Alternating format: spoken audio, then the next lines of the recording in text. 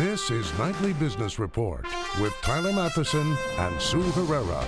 A pope and a president, the pontiff and the head of the People's Republic of China, arrive in the United States for the start of two very important state visits. Scandal widens. Millions more Volkswagen vehicles evaded emission regulations as the investigations multiply and costs to the company mount. And right prescription, how one presidential hopeful plans to take on a very powerful industry.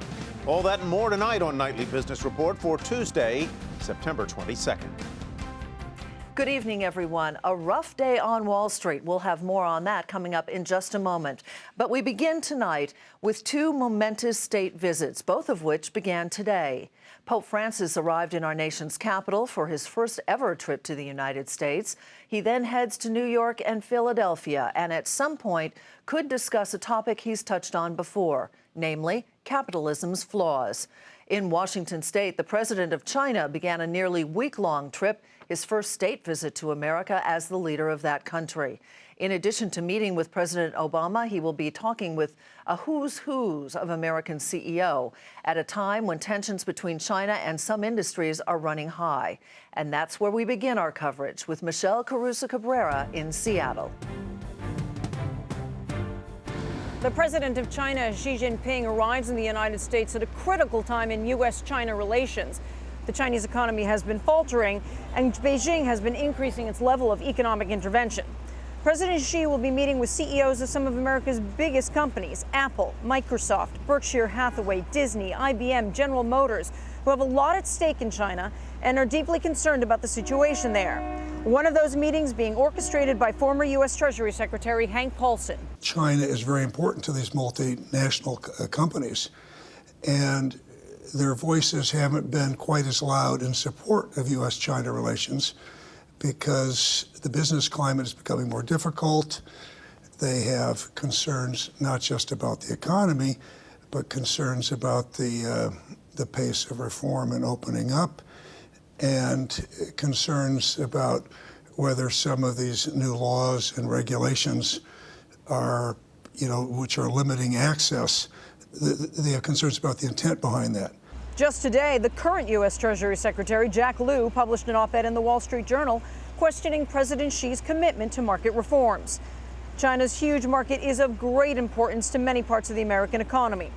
President Xi will also meet with 5 U.S. governors, including Iowa Governor Terry Branstad, who has known Xi since he was a low-level bureaucrat who visited Iowa 30 years ago. They still have a personal relationship, but also an economic one.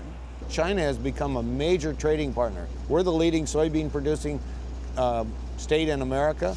30% of our soybeans go to China.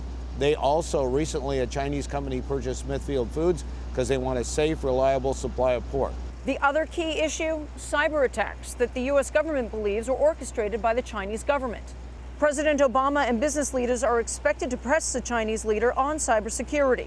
The U.S. has been considering whether or not to unleash economic sanctions on Chinese companies accused of hacking. President Xi's response could determine whether or not sanctions are imposed. Tonight, President Xi will make a policy speech at a large dinner in front of hundreds of political and economic leaders from the United States.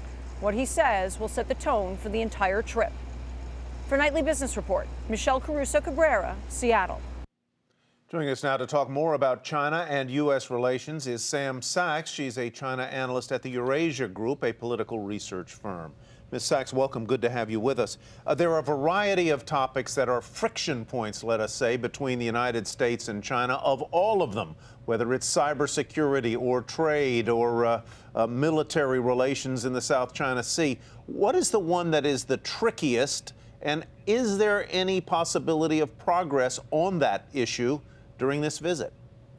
The most difficult issue is cyber-enabled economic espionage, and unfortunately, I see this as one where we're not going to see a lot of progress during this visit. Why not? I mean, is it not beneficial that they just discuss what has been such a thorny issue? Would you deem that progress if indeed they do sit down and actually bring the topic up?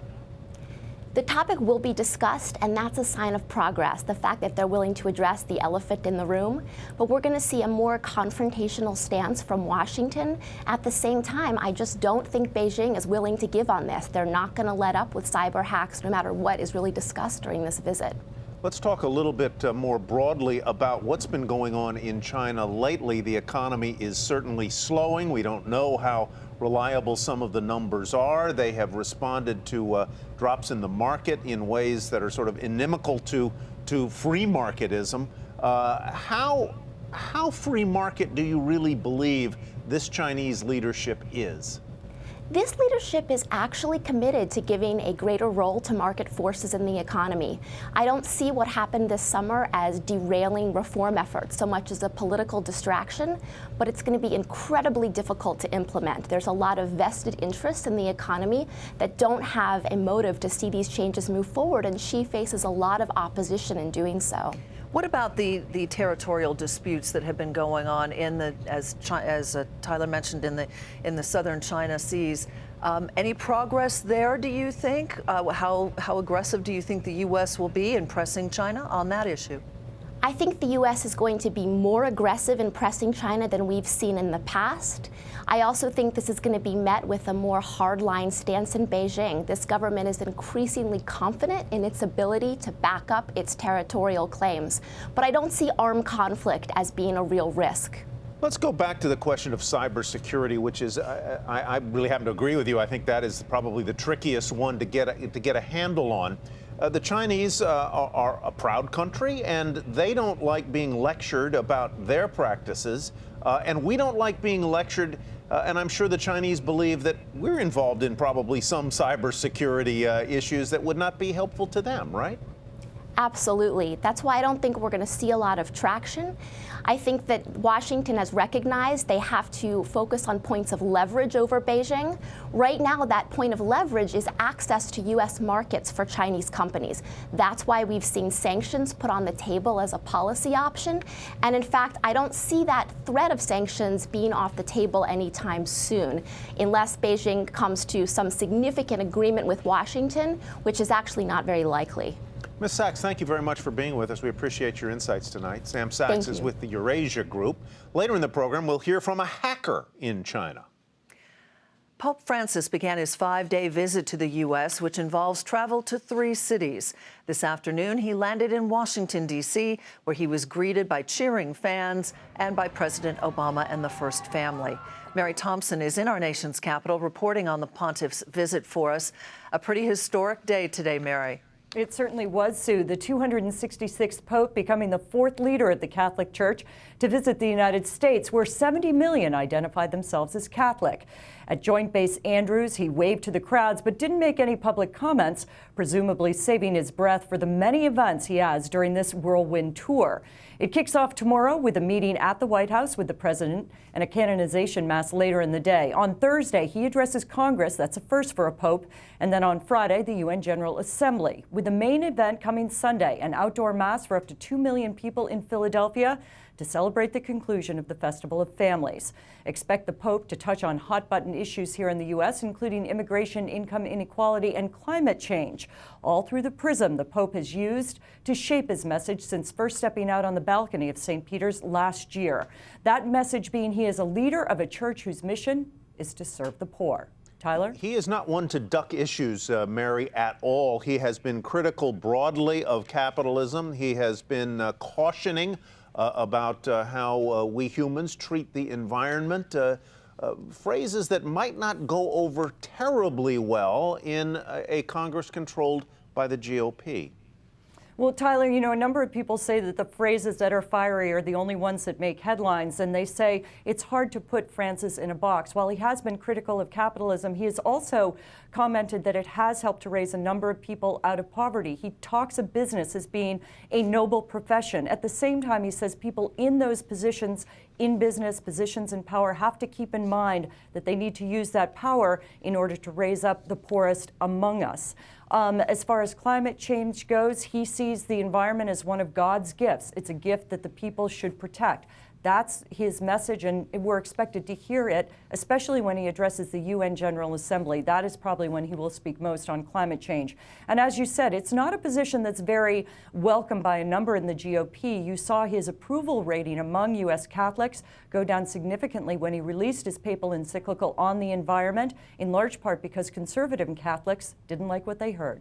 Back to you. Mary, thank you so much. Mary Thompson in Washington. Worries over global growth and the timing of interest rate hike here in the United States crept back into the market today. Stocks started the day lower and they stayed there. The Dow Jones Industrial Average down 179 points to 16,330. NASDAQ dropped 72.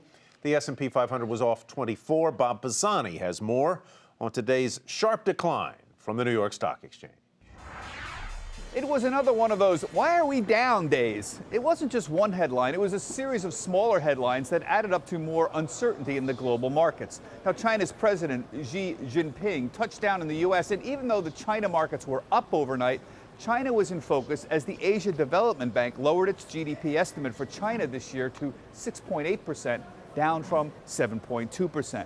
Then Credit Suisse came out with a cheerful report on the commodities market entitled "Race to the Bottom," citing the long-term problems of falling demand and rising supply, cutting the ratings on a number of commodity stocks like Anglo American. Well, predictably, other commodity names like BHP Billiton, Vale, and Rio Tinto all were down 3 to 5%. Elsewhere, the Volkswagen scandal is a whole other can of worms. The French finance minister has called for a probe into the entire auto sector. Now, that's a big problem. Auto companies like Volkswagen, Porsche, Daimler, and BMW are at the heart of the German economy and the German stock market, which is the largest market in continental Europe. Little wonder the German stock market's down 8% in the past 2 days, essentially at its lows for the year. For Nightly Business Report, I'm Bob Pisani at the New York Stock Exchange. And as Bob just reported, investors here and in Europe are keeping watch over what happens with Volkswagen. The scandal has widened to include more than 11 million vehicles. And as Phil LeBeau reports, there are now questions about the future of the automaker's CEO. As the scandal involving Volkswagen's emissions and diesel deception continues to grow, so do the apologies coming from executives with the German automaker. The latest coming today from CEO Martin Winterkorn.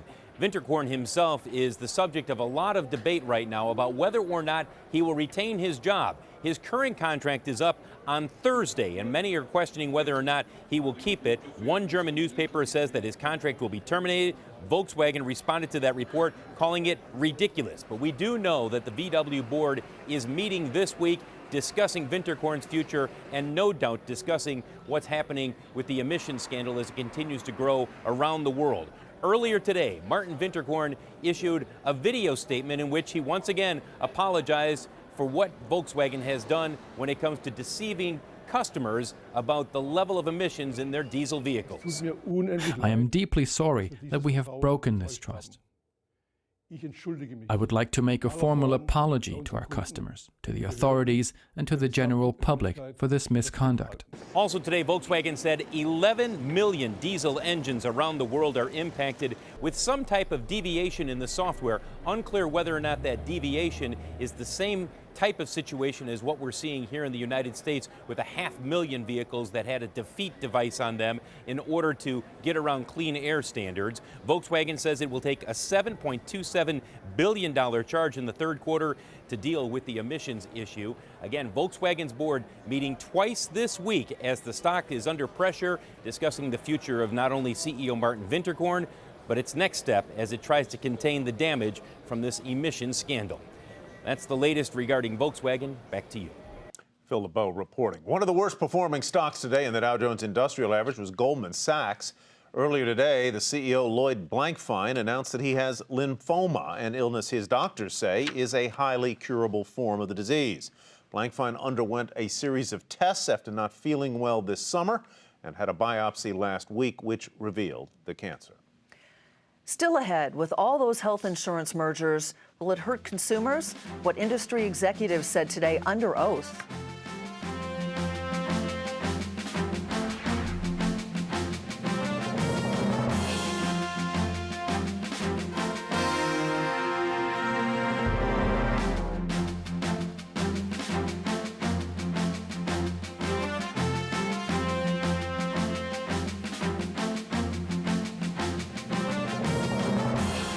Healthcare deductibles are rising as wages barely budge.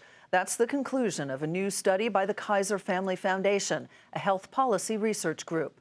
Since 2010, deductibles have risen more than 6 times faster than workers' earnings and almost 3 times as fast as premiums during that same time.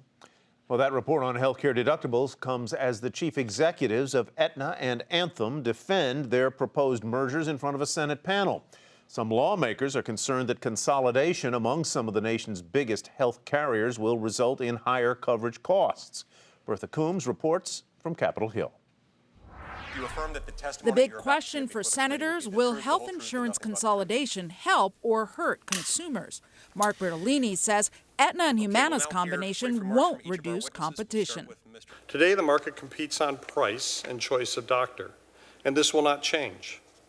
But to win in the market, we believe consumers should also be able to pick products that are focused on improving the health of the member.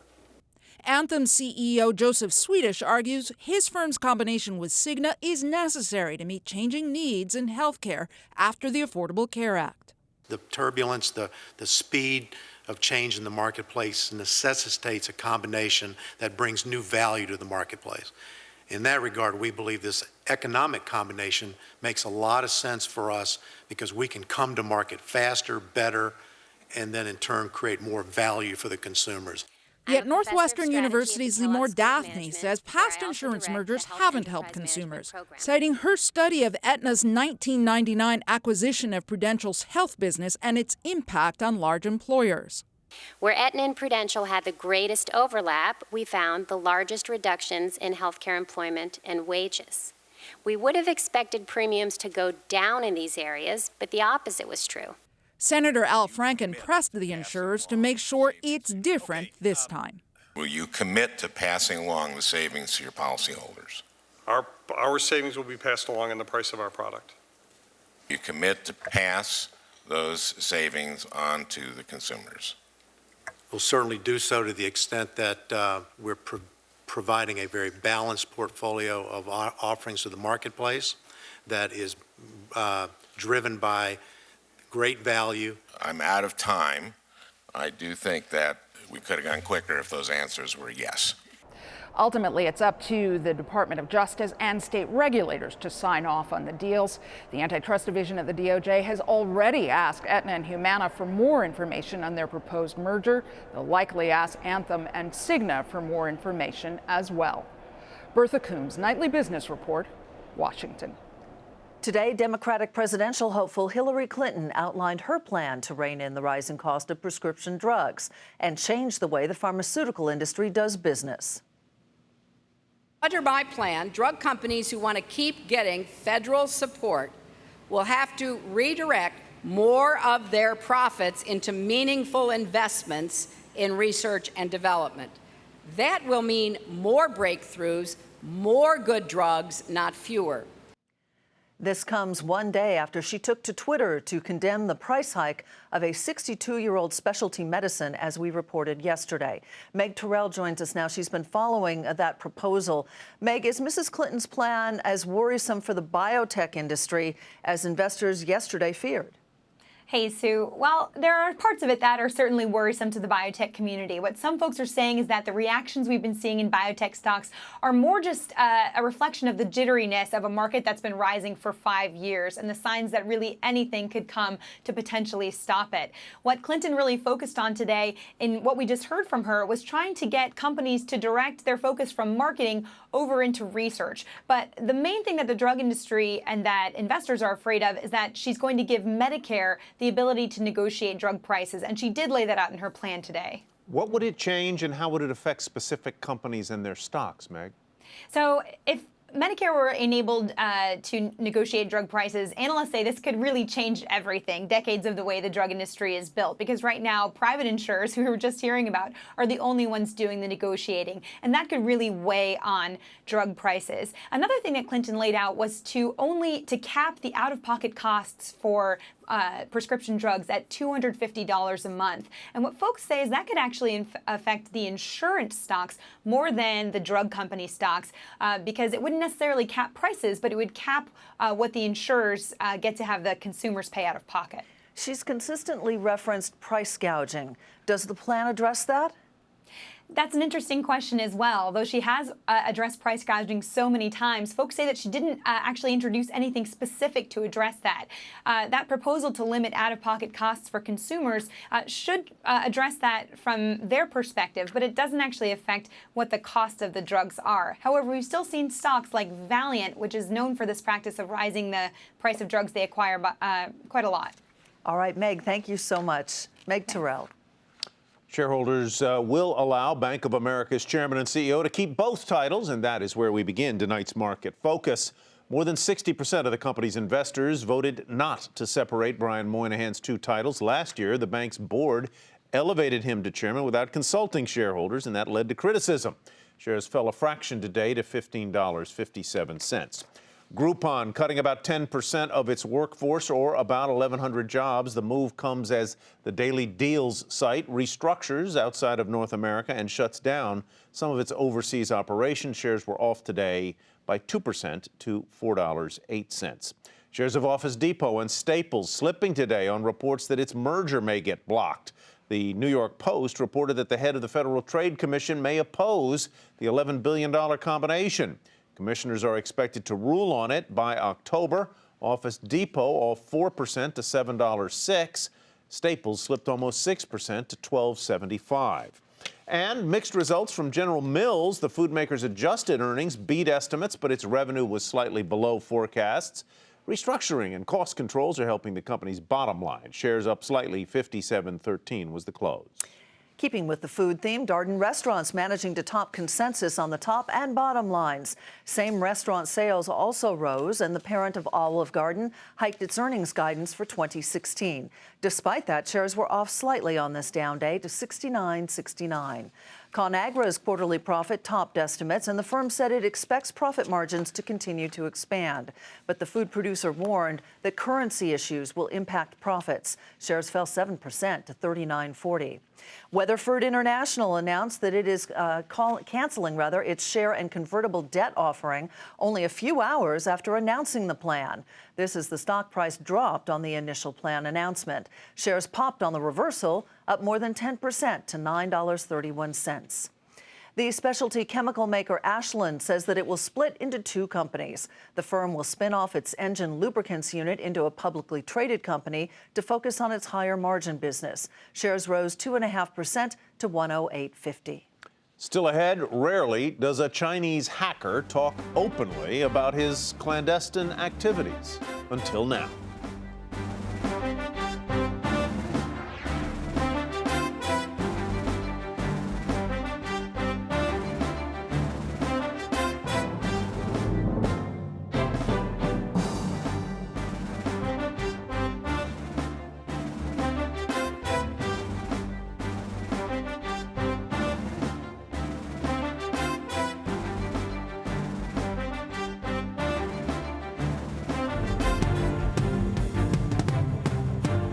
Here's a look at what to watch for tomorrow. On the data front, a report on mortgage applications. Also, the Purchasing Managers Manufacturing Index is out. It's a read on the private sector economy. And we'll be on the lookout for more news out from the Pope and President Xi's visit to the U.S.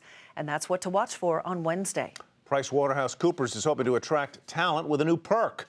The consulting and accounting firm will give its employees $1,200 a year for up to 6 years to help them pay off student loan debt. And it's not just new grads. The company will also offer the benefit to its associate and senior associate employees. Cyber hacking, a major source of friction between the U.S. and China. And it's not often, if ever, that a Chinese hacker is willing to talk about what he does and why he does it all on camera. Eunice Yoon has our story tonight from Shenzhen, China. From his office in southern China, this former military officer, who would only tell us his code name Prince, says he heads a 5,000-person team known as the Hunker Union, or Red Hackers. I decided to learn hacking skills after my computer was hacked, he said. After I retired from the Army, I thought I could use my skills to continue to serve and love my country. I chose to be a Red Hacker, to be the personification of justice. China's hackers are a source of friction between Washington and Beijing. Alleged cyber attacks from China have angered the U.S., which has blocked business deals for Chinese companies and is now considering sanctions on those suspected of engaging in commercial cyber theft. The hackers say that they work from all over the country, but they tend to cluster in high-tech areas like Shenzhen. This city is home to the country's biggest electronics market and is China's Silicon Valley. Prince denies his group has targeted U.S. companies, though he says they have attacked commercial organizations in regional rival Japan. Prince showed me one way he hacks, today into a local hospital. He finds an email. Based on the security question, he guesses passwords like the hospital address. By the third try, we're in the system in less than 5 minutes. We're now able to gather more information, email, phone numbers, fax, he says. Prince says for attacks, the hackers act on their own, but that occasionally they're called on by the government to help track those believed to be working against the state. The Chinese government says it doesn't support hacking activities, and we couldn't verify his claims. I independently have some cooperation with the Chinese government, but it's all off the record, he says. The government normally asks me to follow the electronic footprint of different hackers, gather information on hackers, and ultimately submit official reports. For the country he vows to protect. For Nightly Business Report, I'm Eunice Yoon. And that does it for Nightly Business Report for tonight. I'm Sue Herrera. Thanks for joining us. And I'm Tyler Matheson. Thanks from me as well. Have a great evening, everybody, and we will see you back here tomorrow.